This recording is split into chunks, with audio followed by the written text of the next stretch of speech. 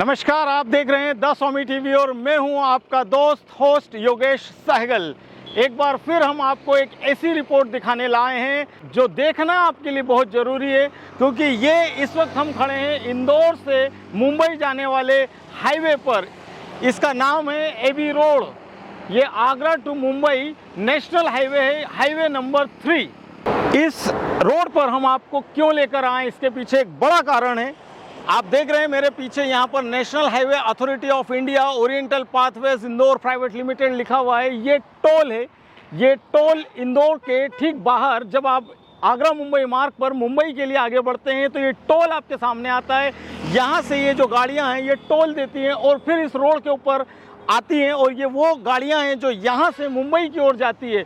यहाँ से इस टोल से रोज़ हजारों से लाखों रुपए और महीने के करोड़ों रुपए का रेवेन्यू ये टोल कंपनी और NHAI जो है भारत में जो रोड बनाने वाली कंपनी है वो इकट्ठा करती है रेवेन्यू। और उसके बाद जब ये गाड़ियां यहाँ से आगे गुजरती हैं तो इन गाड़ियों के साथ क्या होता है, आखिर क्या है जिस कारण से इस रोड का नाम पड़ गया है the accidental highway.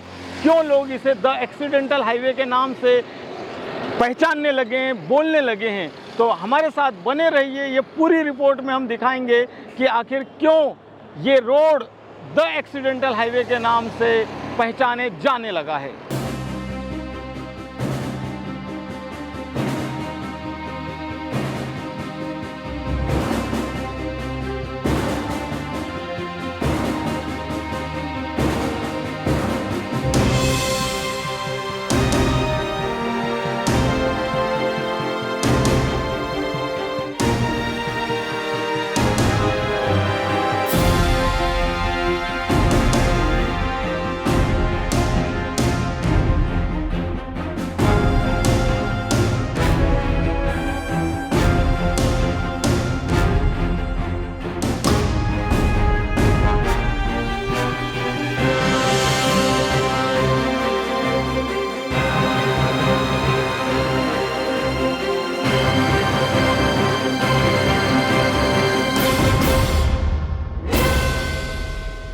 Mumbai Agra मार्ग का ये वो बेल्ट है जिस पर देश के सबसे ज़्यादा एक्सीडेंट्स होते हैं। और अभी तक अगर मैं गलत नहीं कह रहा हूँ तो कम से कम 1000 से भी ज़्यादा लोग इस हाईवे पर अपनी जान गंवा चुके हैं।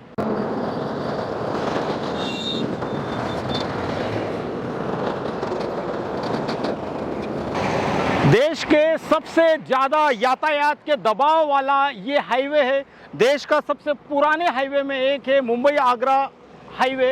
इस हाईवे को बनाते वक्त कंपनी ने क्या बड़ी चूक कर दी, क्या गलती कर दी, जिसके कारण हजारों लोग अपनी जान गंवा चुके हैं और हजारों बार यहाँ पर एक्सीडेंट्स हो चुके हैं।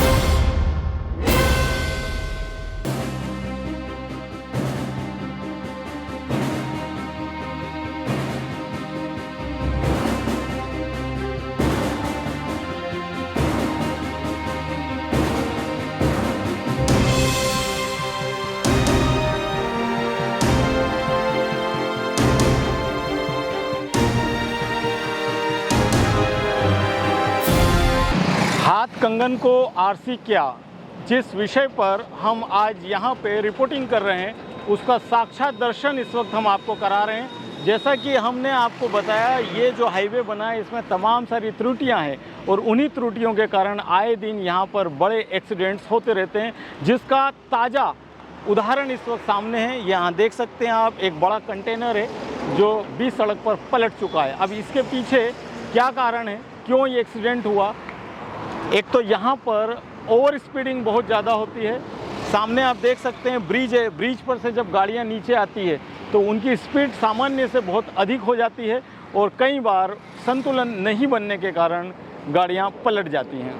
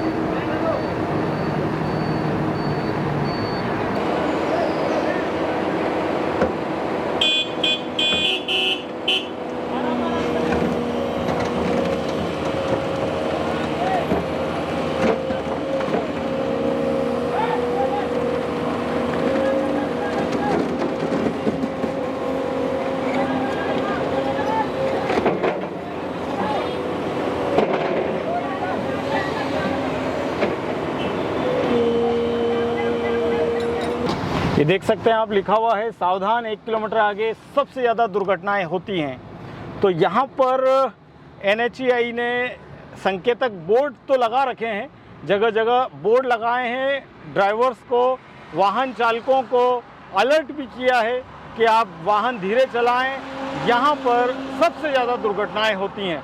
इस तरह के बोर्ड आपने शायद किसी और हाईवे पर लिखे हुए नहीं देखे होंगे, जहां 1 किलोमीटर पहले से बोर्ड लगा दिया गया है कि यहां से 1 किलोमीटर आगे सबसे ज़्यादा दुर्घटनाएं होती हैं। अब आप देखिए सामने एक और बोर्ड लगा हुआ है, हम आपको नज़दीक ले आकर दिखाते हैं। सावधान, 500 मीटर आगे सबसे ज़्यादा दुर्घटनाएं होती हैं। यानी ये बात NHAI भी स्वीकार कर रहा है कि यहाँ पर सबसे ज़्यादा दुर्घटनाएं होती हैं और उन्होंने ऑफिशियली इसके बोर्ड भी यहाँ पर लगा दिए हैं। बावजूद उसके यहाँ पर दुर्घटनाएं जो हैं वो थमने का नाम नहीं ले रही हैं। आप फिर देखिए, आगे भी एक बोर्ड लगा है, सावधान, अपनी लेन में चलें, ओवरटेक न करें। और ऊपर भी लिखा है, खतरा, डेंजर, घाट क्षेत्र प्रारंभ है, लेन न बदलें।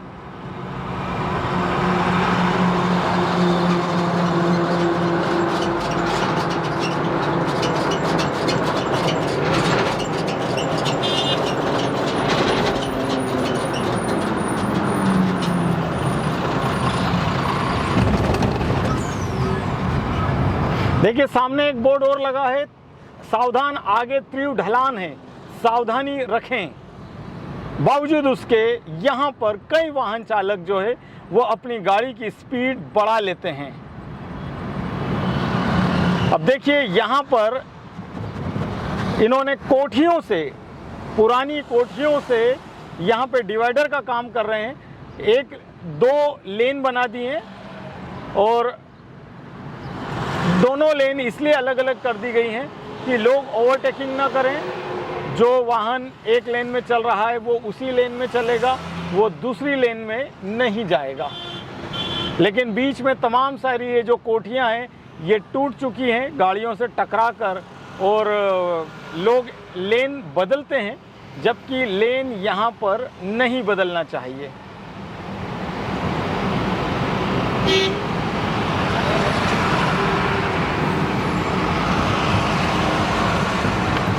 अभी देखिए, जो कार ने अभी लेन बदली और उसके ठीक पीछे से ट्रक आ गया है। और ऐसी गलती करते हैं जब वाहन चालक जल्दबाजी करते हैं और ऐसे में एक्सीडेंट्स यहाँ पर होते हैं।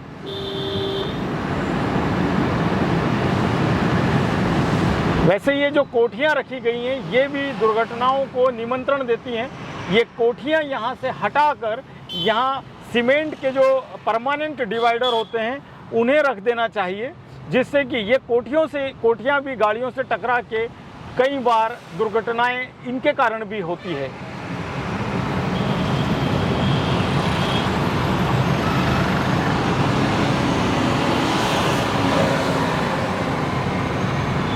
ये घाट का वो सेक्शन है जहां पर ज़रूरत से ज़्यादा ढलान दे दिया गया है और यही ज़रूरत से ज़्यादा जो ढलान है दुर्घटनाओं का सबब बनता है।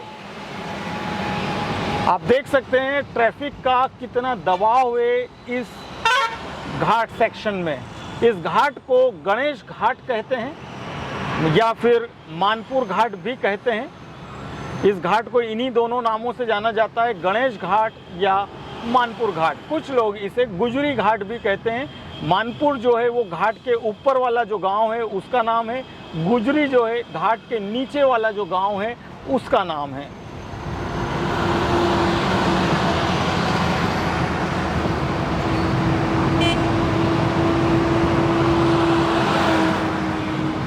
और विंध्याचल की पहाड़ियों को काटकर, ये जो पहाड़ आप देख रहे हैं ये विंध्याचल की पहाड़ियां हैं और इन्हीं विंध्याचल की पहाड़ियों को काटकर सीधा स्लोप बनाया गया। आज से करीबन 17-18 वर्ष पहले जब ये हाईवे नहीं बना था तब ये पहाड़ों में से गोल गोल घूमकर गाड़ियां नीचे जाती थी, लेकिन समय के साथ परिवर्तन हुआ, 4 लेन रोड बनी और जब 4 लेन रोड बनी तब ये नया हाईवे इस तरह से पहाड़ को काटकर यहाँ बनाया गया।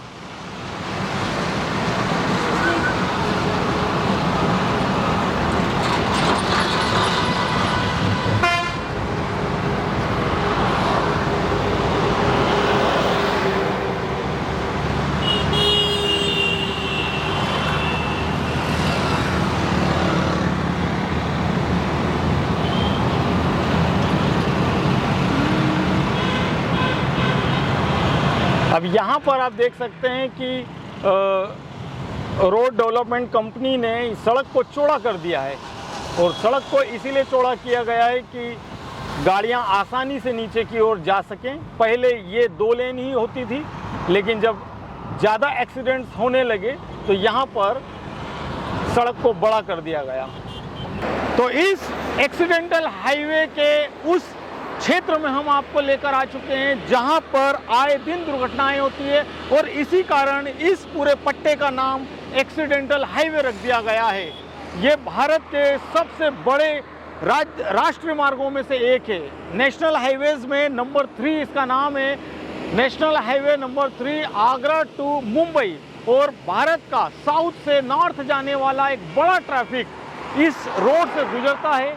हजारों वाहन रोज इस रोड से गुजरते हैं और आप देख सकते हैं इस वक्त भी इस पर कितना लोड है और ये इंदौर से मुंबई की तरफ नीचे की ओर ये रोड जा रहा है और यहाँ पर आप गाड़ियों की स्पीड देख सकते हैं, इतनी तेज स्पीड है। इसी स्पीड में ये गाड़ियाँ जब यहाँ से गुजरती हैं तो तमाम बार ये होता है कि इनके ब्रेक फेल हो जाते हैं।